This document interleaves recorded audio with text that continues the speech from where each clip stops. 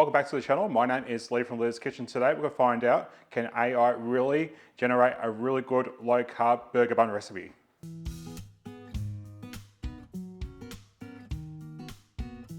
So I've been wanting to do a low carb burger bun recipe for a while now, but after I broke my foot and everything, I've been kind of taking it easy.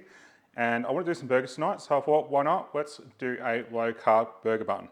So what I did was I actually went on to Google's Gemini, which is their AI generation platform, and I typed in a low carb burger recipe. Now, so I wanted that recipe to include one thing, and that was wheat gluten. I've had this for a while now, and I really want to play with it. I know it's not 100% keto or anything like that, but it's definitely going to be low carb, and it's going to be a lot better for us anyway. But just to keep in mind, if you are gluten sensitive or celiac or something like that, you won't be able to do this. So here's the ingredients here, and I'm just going to go through them and show you what the ingredients are for this recipe.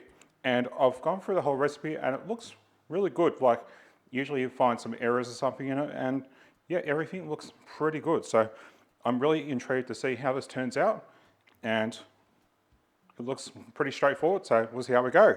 So I have 160 grams of water here.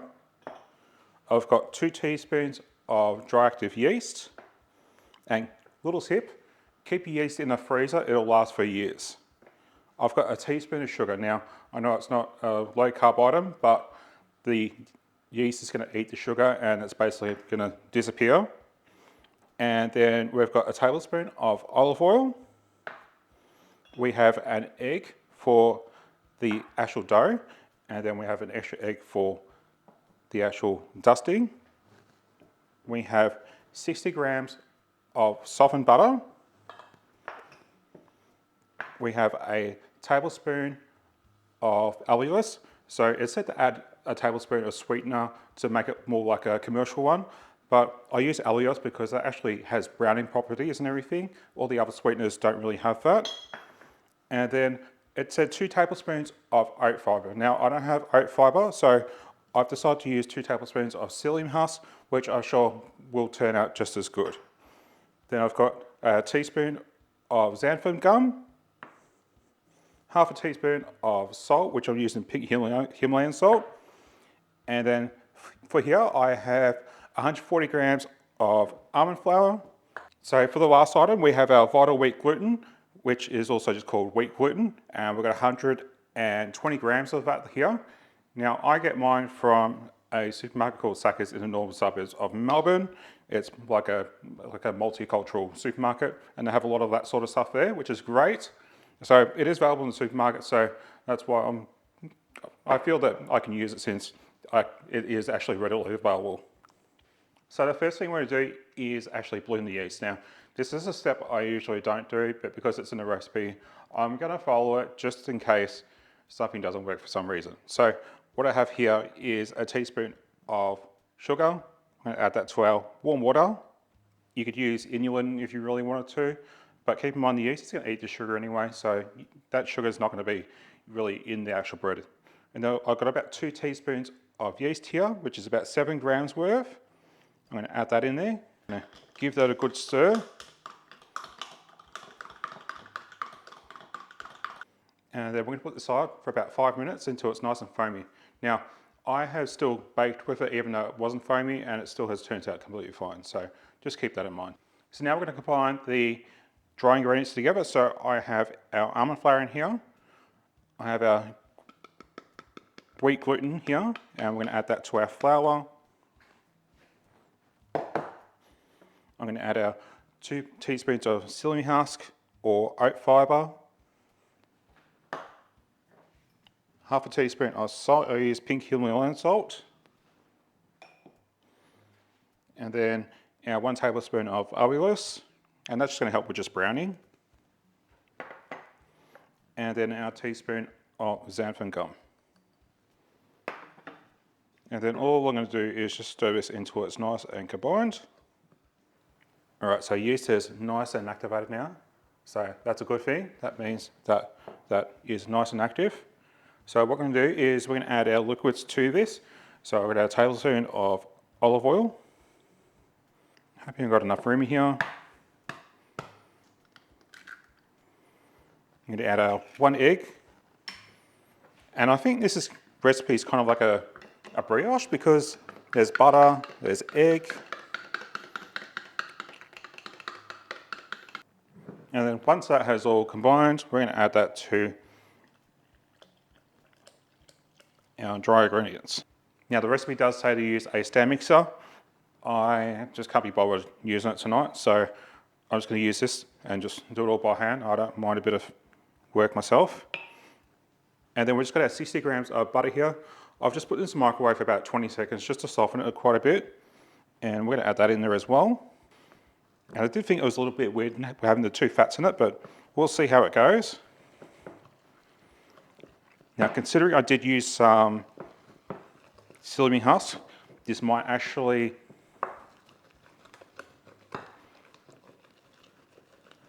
need a little bit more water, but it looks pretty good right now. And you can see what the wheat gluten actually does. It makes that almond flour more stringy and flexible, which is almost impossible with gluten-free baking. And now what I'm going to do is I'm going to put it onto a board and give it a quick knead. So a little tip, rather than adding more flour to this and making it more stiff, I'm going to add some oil to my hands. And that is just going to make it easier for me to actually maneuver this. It is still a little bit soft, and that might be just because of the celiac husk still activating. So what I'm going to do is use my bench scraper. So it's still quite a bit soft now, and the thing with gluten-free breads is it does take a little while for everything to actually absorb into it. So I'm going to leave it for about 10 minutes in this bowl here, and then I'm going to come back to it, give it another knead. If I need to add a little bit of almond flour, I will, and then we'll get it proving. All right, so I've let this rest for about 10 minutes. So let's take a look at this. It's not sticking to the bowl. It's sticking to my board just a little bit. You can see there's a bit of residue on there, which I think is normal with products with almond flour in them. But the good thing right now is that it's not falling apart so badly. So what I think we're doing is we're ready to actually proof this. So I've just washed out this bowl. So what I'm going to do is I'm going to spray this with just a little bit of olive oil. Love my olive oil sprayer. And then what I'm going to do is I'm going to put this into the bowl here. And we're going to cover it with a tea towel. And now what I'm going to do is I'm going to put this into my oven. So what I did was I turned my oven on for about 2 minutes. I've let it just get warm just a little bit to about room temperature, and then I've just shut it off. So right now just the light's on, and the actual fan that cools it down is actually running right now.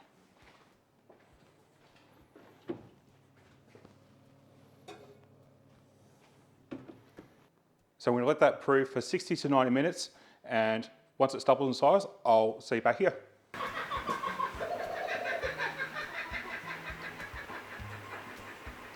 All right, so I've let this proof for 90 minutes. Now my house is a little bit cold, so I ended up putting this in front of the fire so it was nice and warm. It hasn't done much, and I think that's just because it's got almond flour in it, and because it's so heavy, that's going to take a lot more to actually help that actually ferment.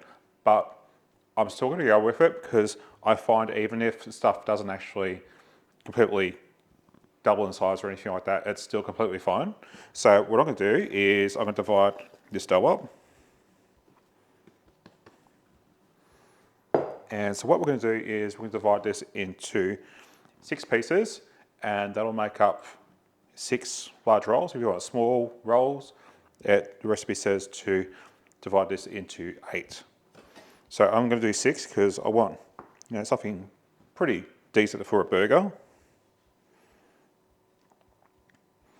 Actually, I'll change my mind. I'm going to do 4 because I really want to see how they turn out. So you can see they're nice and airy and everything, so that's good. And then all we're going to do is I'm just going to make this into a nice ball. It's not elastic like a pizza dough or anything like that, so you can't use the friction of your bench or anything like that to actually get it all good. So what I have here is just a pizza tray. I bake a lot of stuff on my pizza trays. I'm just going to oil that and just put some greaseproof paper onto that. That'll help that greaseproof paper stay on there. It's not going to go anywhere like that. And then we can put our burger buns on here. I'm just going to flatten them out just a little bit because we want them, you know, more wide than actual height. And usually when you do this with like a straight almond flour, it really crumbles around the edges. It has a little bit of this, but not too much. So what I'm going to do is I'm going to cover these and I'm going to leave these for about 40 minutes and then we're going to put them to the oven. So while those are proving, I am going to heat my oven up to 175 degrees Celsius. I will put the conversion down below for Fahrenheit. I'm pretty sure that's 325. All right, so I decided to do the proving in the actual air fryer here because it's got a setting on it, just because my house is really cold and it was taking a while. So that's what they look like. They haven't puffed up too much, but we'll see how they bake. So what I'm going to do is I've got an egg here that I've just mixed with just a tablespoon of water, and I'm just going to brush these with the egg. Don't have to. Completely optional, but it's going to make it just look a lot better.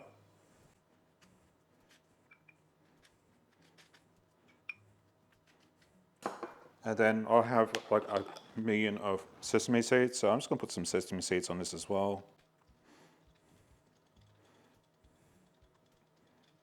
All right, so I'm going to bake these in our oven at 175 degrees, or that's about 325 Fahrenheit, for 25 to 30 minutes until they are golden brown and hollow in the middle.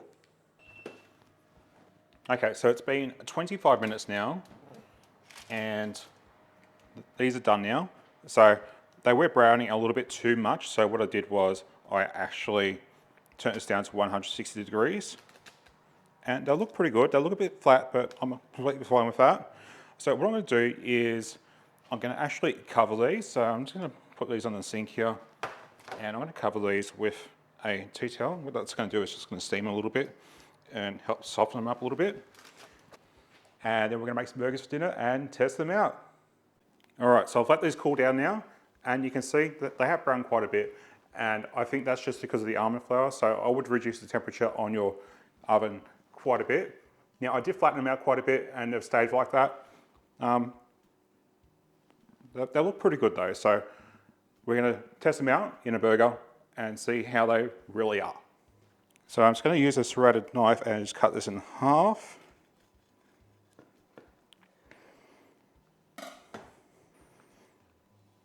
So I'd say that looks pretty good to me. So we're going to construct our burger. So what I did was I grilled a couple of burgers with some cheese in them and some bacon as well, because everyone loves bacon.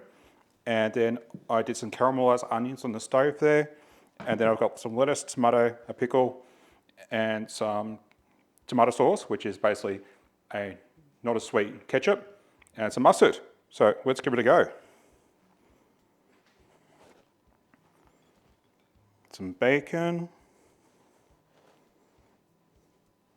Our pickle, just use the fingers, some of our onions, and then I'm going to go on top with our tomato sauce.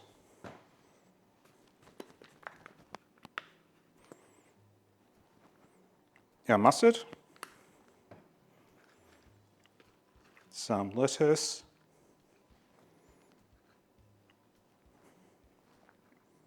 and our tomato. So I'm really interested to see how this actually holds up. What do you love to have in your burgers? Let me know. So right now it's actually holding up, which is really good. If it was just almond flour, this would have crumbled in next to no time. Let's give it a go.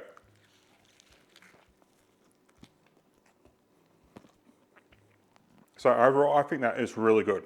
Now, they're not as pillowy as the ones you get from like a supermarket or anything like that, but I think they're pretty bloody good. And they're very neutral tasting, so I think they're really good. So if you want to give this recipe a go, let me know how you go with it. The only thing I would probably cut down is maybe how much butter was in it. because it had 60 grams of butter plus the oil, I'll probably cut that butter down to like 30 grams or something. But otherwise, really good. And if you're doing low carb, this would be a really good alternative rather than using just your basic buns from the supermarket. So thanks for watching, and I hope to see you soon. Bye.